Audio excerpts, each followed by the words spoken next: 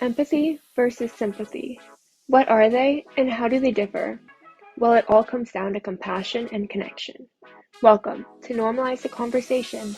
I'm your host, Francesca Regeter, and today I'm joined by mental health first aid master instructor and resilience, well-being, and social and emotional intelligence coach, Bill Carson. In this episode, we embark on a journey into the heart of human connection. We'll learn what empathy is and how we can be better at showing kindness and understanding to others. Join us as we explore the art of understanding and practicing empathy, forging stronger bonds with those around us, and fostering a more empathetic world. Bill, thank you so much for joining me today. I'm really excited for our conversation, but before we begin, I just want to check in with you. How are you really? I am good. It's interesting that you add the really.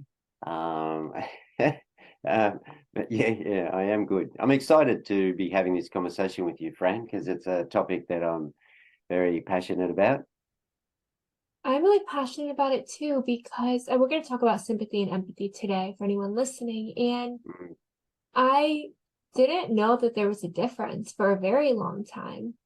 And I didn't realize that showing sympathy and showing empathy are very different in the way someone receives us understanding them versus us just kind of hitting them or sitting there alongside them can be very different in the way that they feel and the way that they trust us and want to explore how they're feeling. So I'm really excited because as I've learned the difference, it's really helped me be a better friend, a better listener, hopefully one day a better therapist.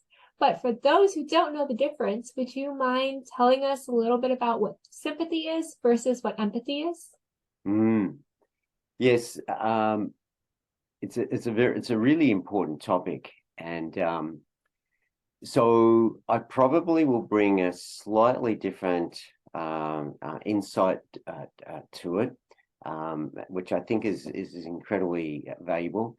And just to put some context, it's informed by, for me, over 650 hours of Lifeline volunteer telephone crisis support work. So, which is a counselling kind of role and function for people who are in crisis, along with a large number of mental health first aid workshops that I run, and a lot of training in coaching and in resilience and emotional intelligence and things like that.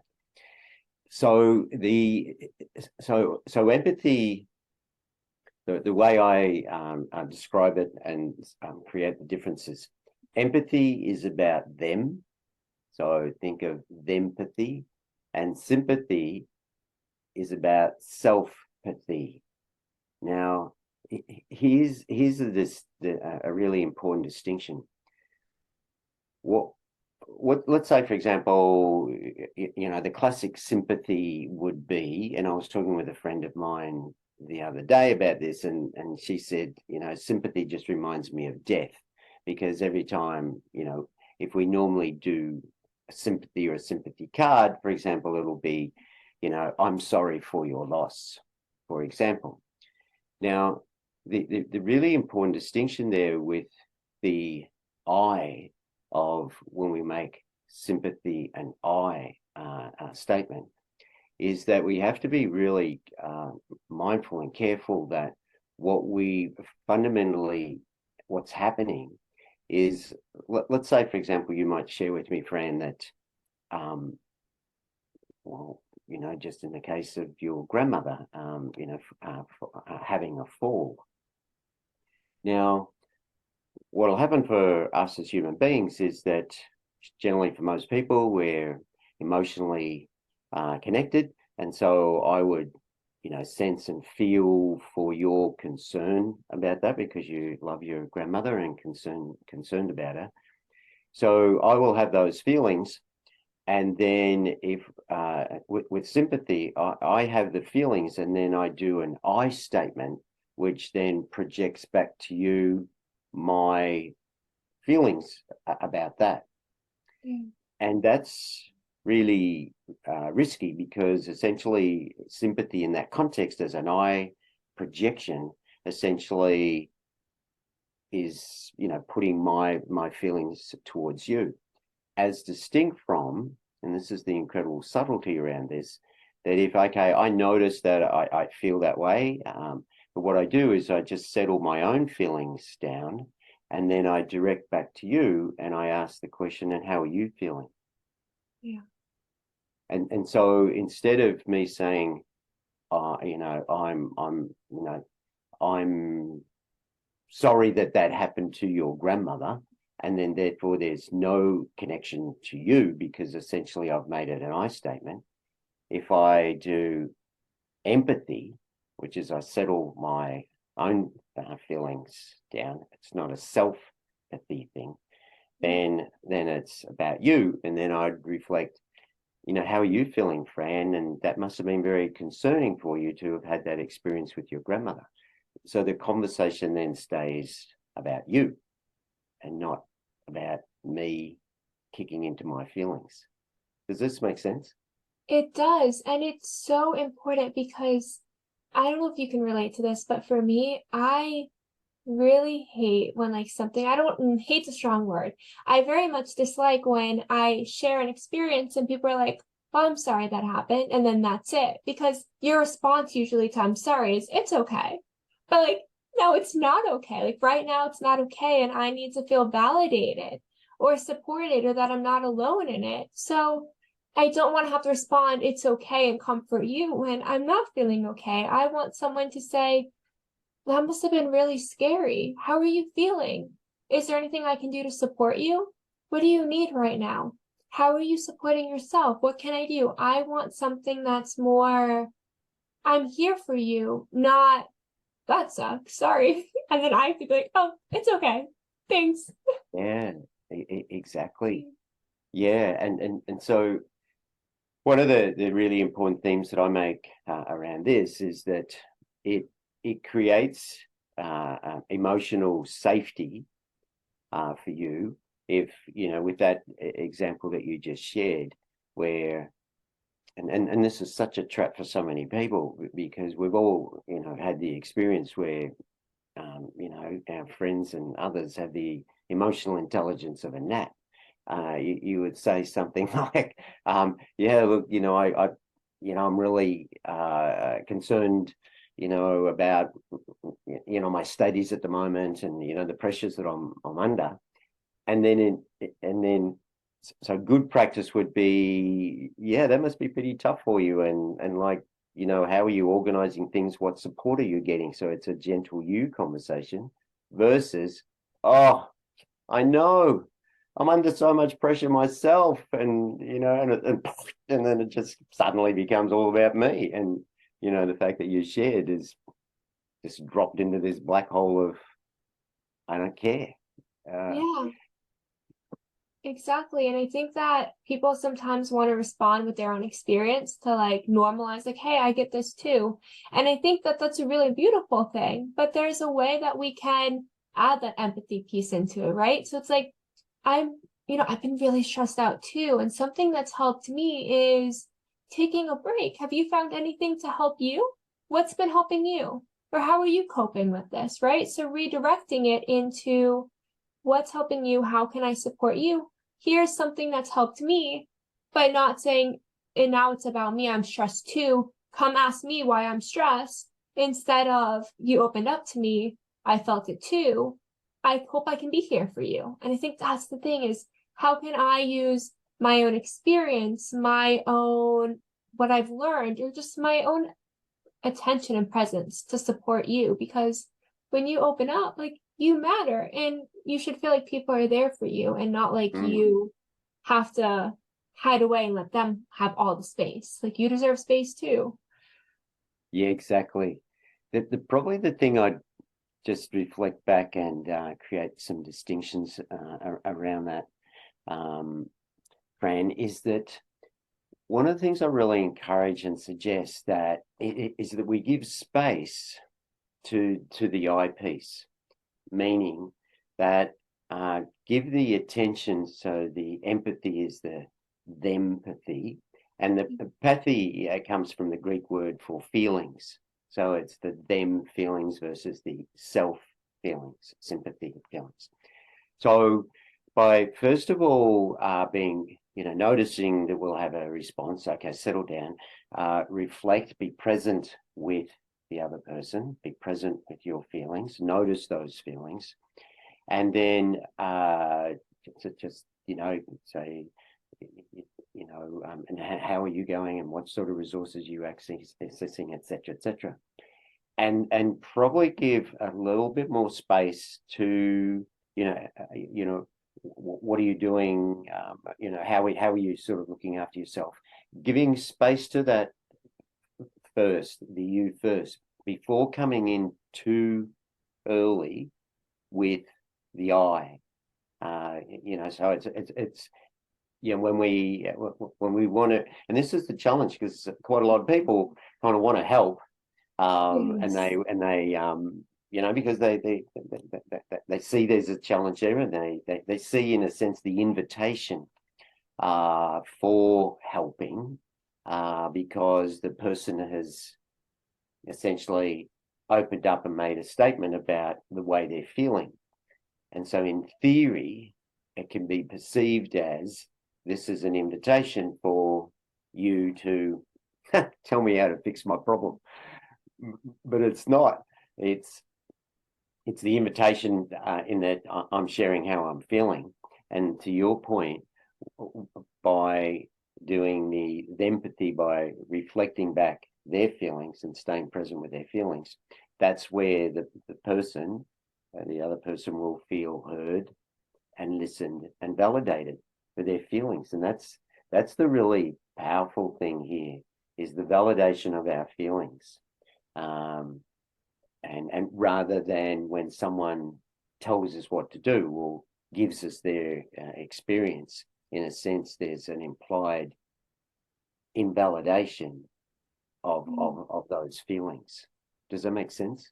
That does. It honestly almost feels like sometimes our feelings are being minimized when someone jumps in straight to I. It's like, I just want to feel validated, like my experiences are okay, that it's okay to feel this way, that maybe I'm not the only one that feels this way, but this is a very real feeling that I have, and it's okay that it exists. And I know I've kind of learned that I had to teach empathy to my dad, for example, because when I wanted to talk to him about something, he loves me so much that he wants to fix everything, right? Like, that's what, I guess that's a dad thing, maybe. I don't know. But for my dad, that's a thing. He wants to fix everything for me because he loves me. So when I'm sad, he wants to tell me what to do to not be sad anymore, which in theory is so great. But I've learned that I have to say to him, I know you want to help me, but right now what I need is for you to just validate how I'm feeling. I will get to solutions after. You can totally help me with solutions after, or I'll figure it out on my own, whichever way it happens. But right now, I just need to know that how I'm feeling is normal and it's okay, and that I'm allowed to feel this way. Because right now I feel, when it's in your head, I think, for me at least, when it's in my head, it's like, I'm crazy for feeling this way. Something's wrong with me for feeling this way, when I just need someone to validate and be like, no, it makes sense that you feel this way. You're going through a lot. There's a lot happening. That's okay. I'm here for you. Instead of, here's what you can do. Stop being sad. Think positive. Think sad. Helpful. Right. Exactly. Yeah, exactly. Yeah. And so there's, in a sense, there's like a formula here, or a way of just creating an understanding of what those components would be. So in a sense, so because it's so not untypical, so many people, your dad's just is so typical of both a lot of males and a lot of parents, and people in general, really, of wanting to solve a problem, and then share from their own experience and so forth. So essentially, the distinction here is give it space. So the distinction between the empathy and the sympathy is give them feelings. So allow essentially the person to have their feelings, because often what we are doing is the other person is having their feelings, we're feeling it as well, and then we want to fix it. We want to solve the problem. We want to actually take away those feelings. And so this is a distinction there between, so with empathy, there's 3 levels of empathy. So empathy has cognitive, so the lowest level of empathy is cognitive empathy. So it is, let's say, so quite some time ago on Australian television, there was a program about refugees coming from war-torn countries to Australia to settle. And so cognitively, I could, empathize with, how difficult that would be. I haven't had the experience, so I didn't necessarily go into the feelings of the experience. Of empathy. The next level of empathy is emotional empathy, and this is where we will have the feelings of what the other person is experiencing. So if we go back to the example where you had the situation with your grandmother, I can imagine, and I would have some feelings and notice what it would be like if, someone that I cared about, had an accident, an incident, and they were hurt. So I can have those, so I can have that emotional empathy. The highest level of empathy is compassionate empathy. And this is, so when you think about the Latin origins of the word, com is with and passion is pain, is when we do compassion, we're actually connecting with the person's feelings, their pain. And often if we're unconscious of noticing the experience in our own bodies, what'll happen is it fires up our stress reaction. And there are people then whose default stress reaction is to essentially externalize, and they will then project and tell the other person what to do. And then there are people who internalize and fundamentally, I'm not good enough, I'm not worthy, and they shame themselves, and they'll, project out of that as well. So if you don't have that self-awareness around the impact that the feelings are having, then you just project. But if you have the self-awareness, you settle it down, you notice the feelings, you stay with the feelings, you stay present, because that's what we do when we're doing compassionate empathy. We're staying with the feelings and then reflecting them back. So being present, so that's creating some validation of your feelings. And then the conversation can flow. So I'd be exploring with you, what sort of resources do you have to look after yourself? So it's a sense of curiosity. So I'm being present with you, I'm being curious with you about your ability to handle your situation. And then as the conversation continues a little further, it becomes evident that maybe me sharing of my how I've been through the experience might be valuable.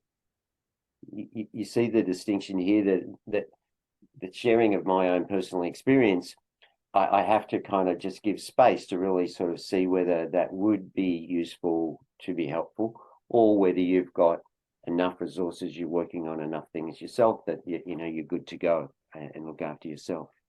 Does that make sense? Yes, it does, absolutely. And that's the thing. If we go straight to me, this is what helped me, this is how I can help you, it doesn't give the person a chance to, first of all, process and reflect on what resources they do have, right? Or how they're really feeling and what support they're looking for. Sometimes we need to give people a chance, because you know what? They could have just needed a space to vent. Someone may just need a space to vent. Someone may need help finding resources. Someone may need help processing what's in their brain so they can see what's available to them.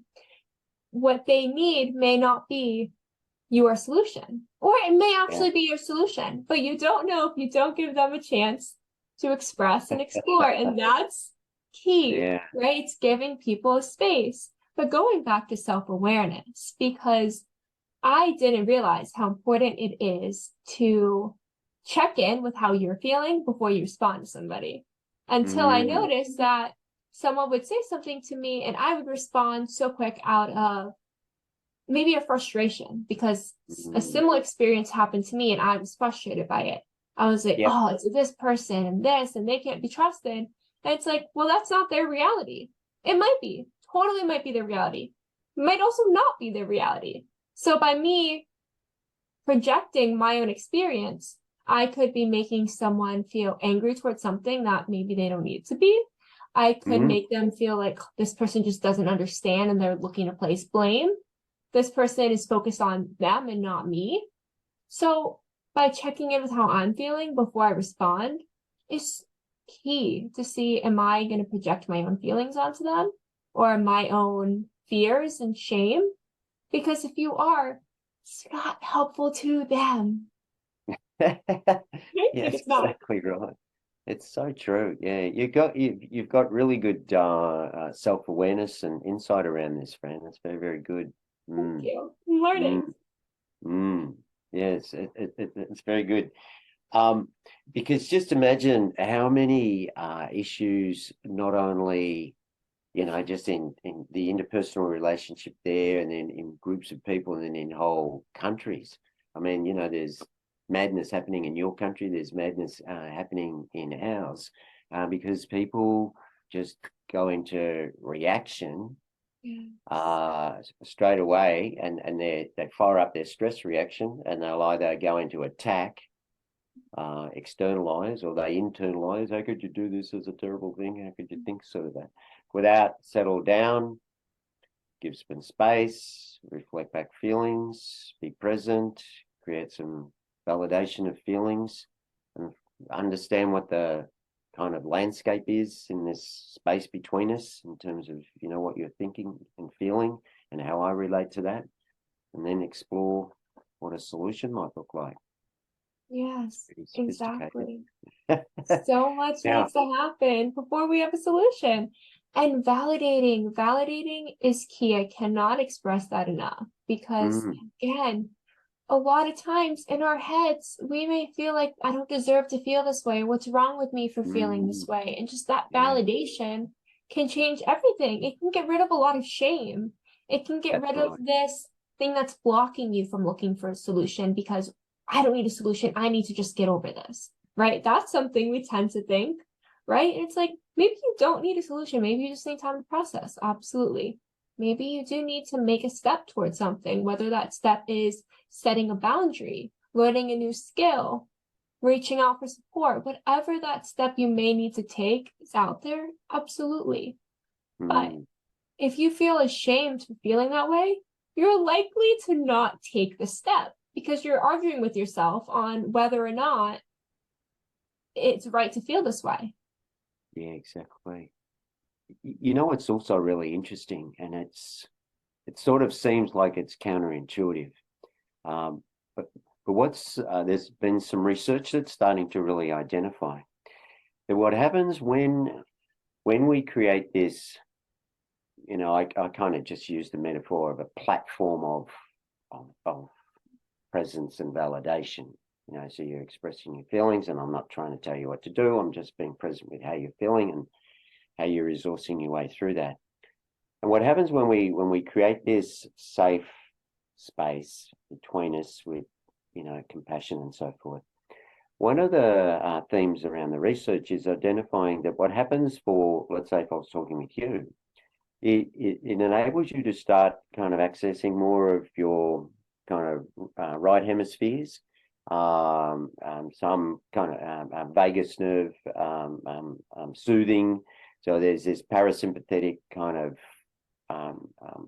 nervous system settling, and so it actually provides, in a sense, vicariously, a capacity for you, the other person, to soothe and to actually become more functional in their brain so that they can kind of have more capacity to actually solve their own problem.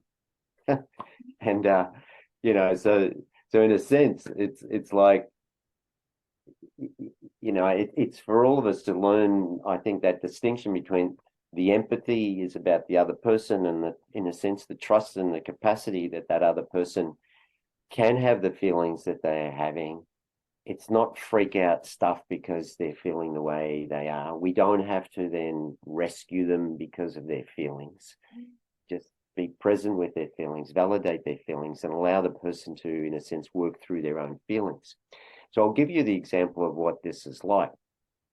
So imagine a 2 or 3 year old child falls over, hurts itself, maybe just the shock of it, or actually does hurt themselves. Now, as we all would probably know, one of the best things you could possibly do is just, caregiver, parent, uncle, auntie, cousin, brother, sister, whatever the case may be, is just pick up that child and hold the child. And what will happen is that they will soothe, they'll self-regulate, and then they'll kind of integrate emotionally, etc. And then they'll go, okay, I'm good now, mummy, good now, daddy, and off they go. And you know what I mean? It's like that would happen. And so, in a sense, when we're creating that safe platform for someone to feel heard, validated, that hold a reciprocal of safety for them to, feel safe with another human being, then this a similar sort of soothing will take place. Does it make sense? It does, and I've never thought about it like that. But it is really interesting, right? If you just hold space for that person, right? If you're just there and give them a chance to soothe and just relax and breathe and catch their breath again. But if you go straight to like survival mode with the child and you start panicking while they're panicking, it's gonna make it worse. It's gonna make it worse. I don't know much about babies, but I know that. So it's really important to just hold space for someone, to be there, to let them know that they're not alone.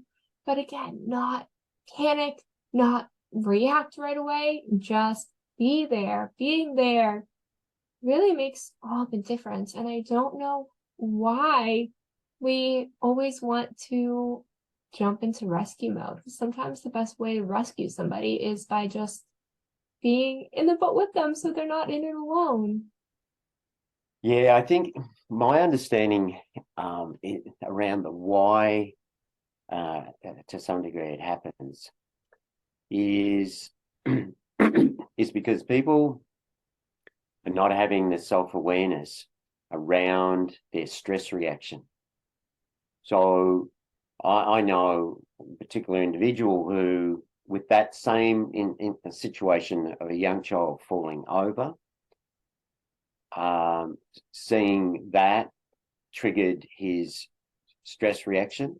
He had an externalizing stress reaction, and I saw it on more than one occasion. He would say and kind of yell, "What you do that for, you bloody idiot," to the kid. And like, the kid's just hurt himself. Why would you speak like that? But fundamentally, he was a really loving man.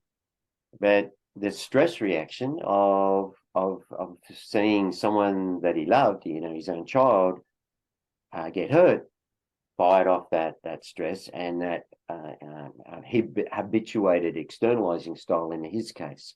Now, other people who have an internalizing style, where they blame themselves, so the externalizers, they blame the other. What you do that for, you buddy? The internalizers then go into, oh, I'm a bad mother. And they go, oh, look, I'm so sorry, how could I have done this to you? And that's totally dysfunctional as well. So it's having the awareness around our triggered emotional reaction, and being in that moment, being able to make the correct choice, settle it down, be present, and just be present with the child, not, shaming yourself all over them or getting angry with them and things like that. So I personally have this belief that one of the most incredibly important evolutionary things that all of us as human beings need to do is to be able to kind of be far more aware of our stress reaction, and then have more self-control over our stress reaction. So we make better decisions. It's what I call getting out of the stress state, finding our C space. So you make a choice, you exercise courage or compassion or curiosity or things like that. Yeah, I mean, that awareness is everything. The way we respond is so important. It's not even a strong enough word. It's crucial. The way we respond can change everything. It can change the way if somebody feels safe and secure, or if somebody feels like they're the problem, or somebody feels like they're stressing somebody else out and making it worse for someone else, right? Because then we have the, I'm a burden, I don't deserve to open up, I'm causing problems for other people, or I'm the problem, something's wrong with me, I need to just figure it out myself. When hopefully people will get to a place where they feel, oh, I'm supported, what I'm feeling is normal and it's okay, and I deserve to feel better. I deserve to feel better. And I'm going to reach out to my network. I'm going to find some resources that work for me. But it's really hard to get there if everyone around us is like, oh my goodness, I can't believe I made you feel that way. I can't believe I let you down. I'm so terrible. Or what's wrong with you? Why do you feel that way? You're so terrible. It's really difficult. I mean, it might not be impossible, but it is very difficult to hear those responses and then be like, I deserve to feel supported, when the messaging is making you not feel that way. Yeah, it's so true. You see, one of the things that I think as humans we need to really mature, and it's this whole context of feelings, because we get so freaked out by feelings, and we're so freaked out by feelings that we can't even sort of necessarily talk that much about emotion. So the distinction between feelings and emotions generally is that we'll have feelings and then we apply some kind of thinking to it, and then it becomes an emotion. Because a situation can happen, like either you could say something or something could happen, and I might get the feeling, and I can make then the decision in a sense of how am I going to react to that. So I might just settle down and that'll just pass, or I might get angry or shamed or something like that. And if we kind of look at just a lot of the work that I do is in mental health. I mean, who ever has a thought without feelings, or has feelings without thoughts? So we just call it mental, and we don't even include emotional. We got this whole category over here called emotional intelligence, and then you got mental health and mental fitness, and that they're separated. They need to be together, mental and emotional. That's what we do. We have moods all day long. Yeah, that's so true. Everything brings up some kind of feeling. So being aware of what those feelings are and how they may be influencing how we show up for others, how we show up for ourselves. It's important to have empathy for ourselves too, and to support ourselves. So checking in with how you're feeling, that how are you really question, directed at yourself sometimes. Check in with yourself, because if you're not feeling great, it's so hard to show up for other people, right? Because you need someone to show up for you. So you can reach out for help too. You also deserve to feel supported, but you don't have to take away someone else's I'm looking for support by pushing yours out there. So if you need support, reach out for support instead of waiting till somebody else reaches out and then be like, well, I feel this way too. Mine is so much worse. I need this. Hold space for others and request space for yourself separately. Yeah, exactly. And so one of the themes also we're going to touch on was the whole idea of preventing burnout, and around showing empathy for others. So one of the themes, coming back to what you were touching on before, I think one of the really important self-awareness things that we need that's really helpful is in any moment, just noticing what I call the 3 levels of energy. Am I feeling energized?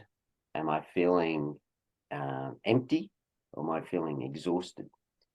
Now, burnout is fundamentally an exhaustion thing, both physical and emotional. So the typical kind of, I'm burned out at work kind of thing is both overworking, for a whole raft of reasons, physically, but also not getting our needs met and getting often exhausted emotionally. So not having a say in things and so forth. So if you kind of take that scale, energized, empty, and exhausted, And if you kind of think about, with a car can go down to empty, but there's still, because they know what we're like, and it's like, oh, it's empty. Some people freak out and they'll fill it up straight away, but some people kind of know, oh, I've got about another 40 Ks left before it gets really exhausted. So some people are not recognizing in themselves when they're starting to get empty, and then therefore looking after themselves.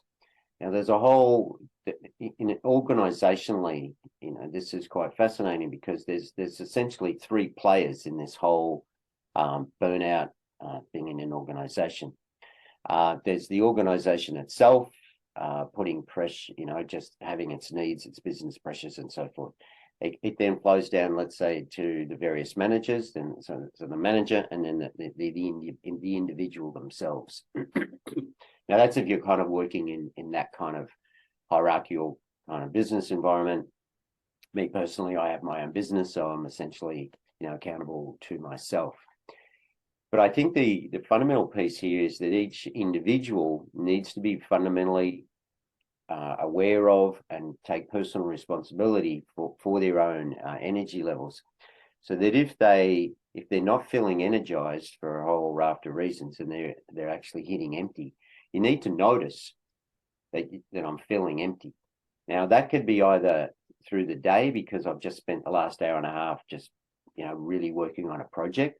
It's like, okay, stop, take a break. But if you don't do that, and if you're feeling on empty, and then you go, oh, I've got to go to another meeting, and then you sit through another meeting, and then you go to another meeting after that, if you're not looking after yourself fundamentally, and maybe, a lot of people are now doing this, is stop the meetings 10 minutes before. You don't need to go to the hour. Stop the meeting 10 minutes before. Go move your body. Go grab a cup of tea or coffee. Go have a chat. Maybe, do something that changes your whole energy state. Be conscious of your energy. Get it back up. Get enthused again. If maybe you had a difficult, meeting, be just conscious of the whole energy flow throughout the day. And then if it starts to get depleted, and then if you have a really solid day and you're pretty on empty towards the end of the day, be very mindful then of finding something to get your energy back up again. So when you go home, you don't come home exhausted and get angry or depleted and kick the cat and all that kind of stuff. You got to change your energy state again to be a present and pleasant human being. How does that resonate for you, Fran? Burnout is something that's so important, and it's something I'm learning that I'm bad at, because I, just like I do with my car, wait till I am completely empty. The other day I was driving and my car had like 10 miles, and I was like, should I stop for gas now? I think I can make it a little bit longer. And that was just purely me not wanting to have to get out of the car and pump gas. Have you run out of petrol? I have made it on 0 miles just into the gas station. Like, wow. You can feel it start to stall. Done that. And I do that with myself too. So at least I'm consistent. No, but the important piece is I wait until I am completely burnt out and super sick and not feeling well and dealing with these migraines, not having energy to get out of bed, to be like, oh, I need some rest. When, like you said, paying attention to my energy throughout the day. If I notice, hey, I'm feeling really overwhelmed right now, I need to take a break and go for a walk. I need to get away from the computer screen. I can't handle talking to anyone right now. I need to take a few deep breaths and do something else and then come back so I can be productive. But if you don't check in with yourself and you wait till you have nothing left in your tank and you're barely pulling into the gas station, it's a lot more difficult. It costs a lot more money to fill up your car when there's nothing in it. It takes a lot more when there's nothing in it than if you have a little bit left in your tank and you're starting to refuel it early. Yeah, exactly. And the thing to think about for us as humans is that there's generally recognized as four sections in our energy tank. So if you can kind of think of it vertically. So there's our physical energy, so how we look after ourselves, the kind of things we were just talking about. There's our emotional energy, That's really important. That will be things like, so we increase our emotional energy when we do things like, gratitude and, being mindful of positive thinking and, dealing with letting go of negative and destructive thoughts and the social relationships that are a really important part of emotional. Mental is when our mental energy is just focusing on our goals and doing the work we need to do. And, for you, getting the podcasts organized and editing and all of that kind of work.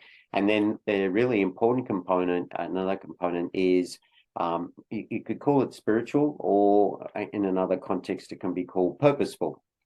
So what's one's purpose and meaning? And so that's really important because, for you personally, I'm just kind of gathering this from what I've seen, inspiring my generation is, you've got a really strong purpose, a really strong kind of core sense of identity and contribution and just a drive that comes from that. And that's huge, hugely valuable, because when people are in jobs and work where they don't have a sense of an alignment to their own values and their contribution.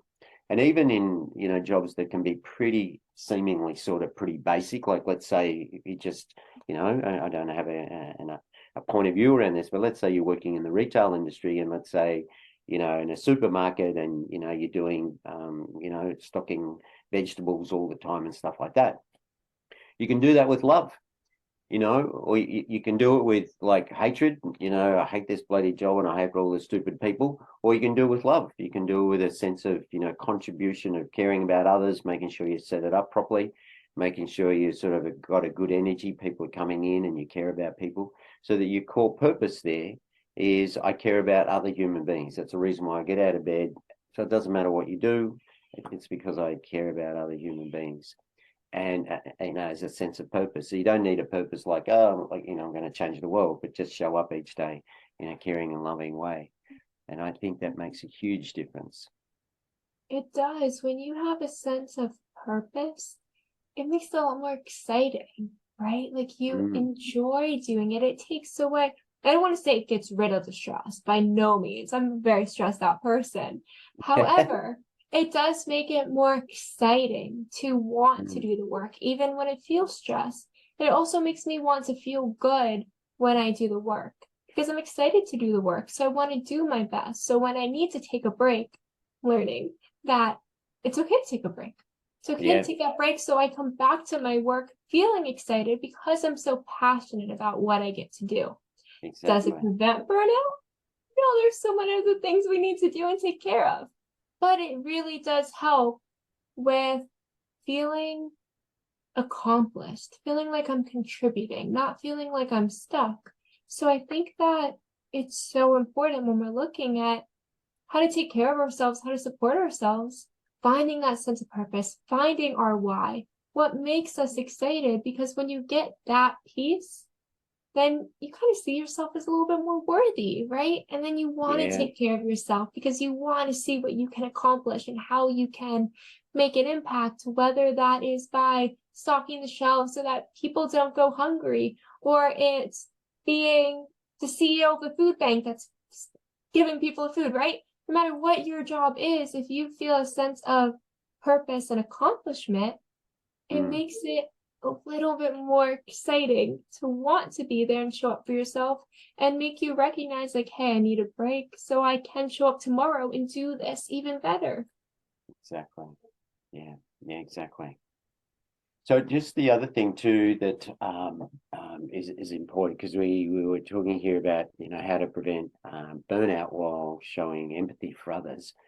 And so coming back to my point around the highest form of empathy is compassionate empathy. So when we're being really present with another person, so the thing that here to be really mindful of, and so for example, with me, when I'm doing Lifeline, and then I'm spending a good chunk of time with another human being who's really in pain, then that's definitely compassionate empathy. So what we have to do, even when we're with someone that we care about.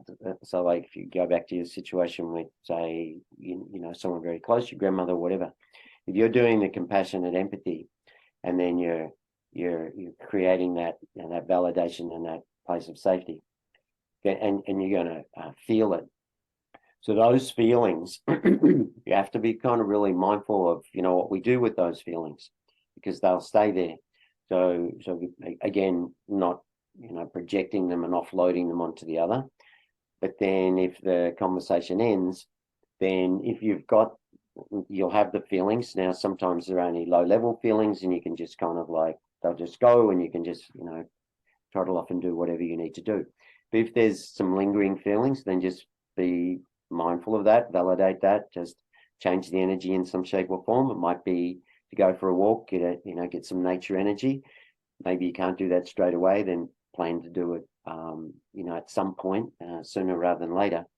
But then if there's some bigger feelings that are lingering as well, then it can be really important to then connect into someone of a higher capability. So in a work context, that would be where I encourage people, let's say, to talk to their employee assistance provider. If they've got these lingering feelings and they, things that they're concerned about, so that they can, get that help and support. Because for me in Lifeline, if I have a lot of strong lingering feelings and, did I really handle that call in the most effective way, then at the end of the call, I can put the headset down and I can go into the next room and I talk to the supervisor. So I debrief with the supervisor. And I found that this is incredibly important, because what has happened for me is that I've learned and I've become emotionally stronger and this emotionally fitter and able to handle more complex situations.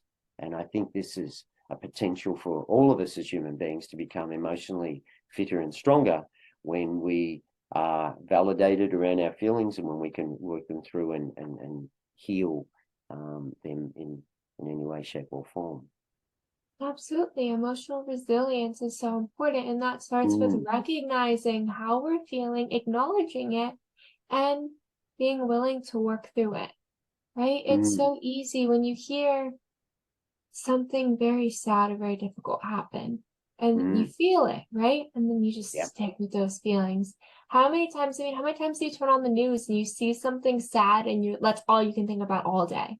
Right? Yeah. That's totally a normal thing that we do. Sad news is sad, right? Something that's sad. We're meant to feel it. We're humans. We feel. It's what we do. Exactly. However, it's so important that we work through those feelings, because when you're hearing, if you open social media, you've probably heard 10 bad things that happened in the day today. And that might be within the last hour, right? There's a lot of information that's going to impact how you're feeling. Like you said in the beginning, if you have a thought, you have a feeling. They just go together. So it's so important that we take care of how we're feeling, because we're hearing it all day and we're not taking care of ourselves. We're just naturally burnt out on information alone and our feelings to it, right?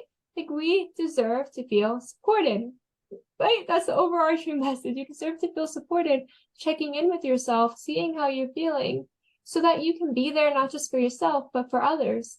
With my grandma, for example, in the beginning, there was a lot of days of me just by the end of the day, tears flowing down my face, laying in bed, couldn't sleep. I was like, it's a lot. And then I didn't want to get up and get out of bed. I didn't want to sleep. I didn't want to do anything. Burnout. But when I learned that, okay, how am I feeling? How is this making me feel? Why am I feeling this way? What's something I can do to encourage myself to get through it? What's a more positive way I can look at this experience? Maybe she fell and we ended up at the hospital, but we got to the hospital, we got her some treatment, we got support, we got her checked out, and she wasn't alone in it, right? Yeah. So changing the way I'm looking at it and adding in that she wasn't alone. I was there. That made me feel good, instead of, oh no, this happened, I failed. Going back to how we see it. It's so important to check in with how you're feeling and showing yourself some support in whatever way that looks for you. It might be different for you than me. For me, it's a lot of thought reframing, because when I change a bit about the thought, I change how I feel about the thought. That helps me a lot. Yeah, that's a really good strategy. It's so important. And what's really interesting, and I'm aware that we need to wrap up shortly. One of the really important aspects of the whole theme of reframing, so for people who don't know, it's this concept of, putting a different frame around something. I tend to kind of use languaging to reappraise, re-look at. Now, on the one hand, it can sort of be seen as very Pollyanna-ish, you're just putting a Band-Aid on something. Like the reality is it's just bad and you're just trying to put a little Band-Aid on it. But the other aspect is that there's a lot of science now that's really highlighting that when we shift out of what I call stress states into more kind of right brain, more, settle down the parasympathetic nervous system, etc. When we access those more compassionate, curious, positive thoughts, we actually become more whole-brained rather than half-brained.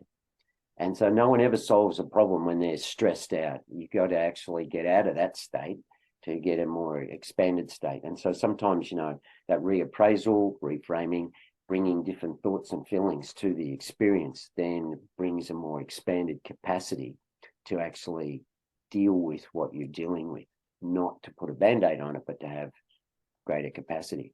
Does that make sense? It does, and I have to say, this is so silly, but I now understand the name reframing, because people say like, "Oh, your frame of thought." Never thought reframing is putting a new frame around it. Wow, Yeah. that blew my mind. First of all, second of all, it's so important. The way we look at something can impact everything, and if we want to be there for someone else, we want to show support, we want to love someone else and make them feel loved, supported, validated. How we come into the conversation, how we show up matters. And sometimes it starts with us learning to reframe some of the thoughts that we're having. But Bill, you've been absolutely amazing. As we wrap up, can you tell everyone a little about you, your work, your book, where they can find you, where they can buy your book? Give us a quick how we can connect with you. Fantastic. So my website is inspirelearning.au. And recently written a book which I'm really passionate about and really proud of, called Safe Conversations for Work and Life. So it's available on Amazon and Booktopia and places like that. So Safe Conversations for Work and Life. And essentially it's helping people to become aware of having this kind of skills that we've been talking about. SAFE is essentially an acronym for self-awareness and awareness of the other, acknowledging, asking, focusing on listening, and empowering. So there's a whole kind of structure and methodology underneath what we've been talking about. And available for workshops and keynotes and a whole range of things that I'm really passionate about, helping people to emotionally regulate, get in a better state, and make a loving contribution to humanity. That's my goal every day. Thank you so much for listening to Normalize the Conversation. Don't forget to subscribe, rate, and review. This podcast is an initiative of Inspiring My Generation, focusing on normalizing the conversation, bringing education and awareness to the forefront, and amplifying global voices to spark change and hope. Inspiring My Generation is a 501c3 nonprofit organization on a mission towards suicide prevention through awareness, conversation, education, and support. Connect with us on Instagram at Inspiring My Generation and visit our website inspiringmygeneration.org to learn more about our work and how you can make a difference.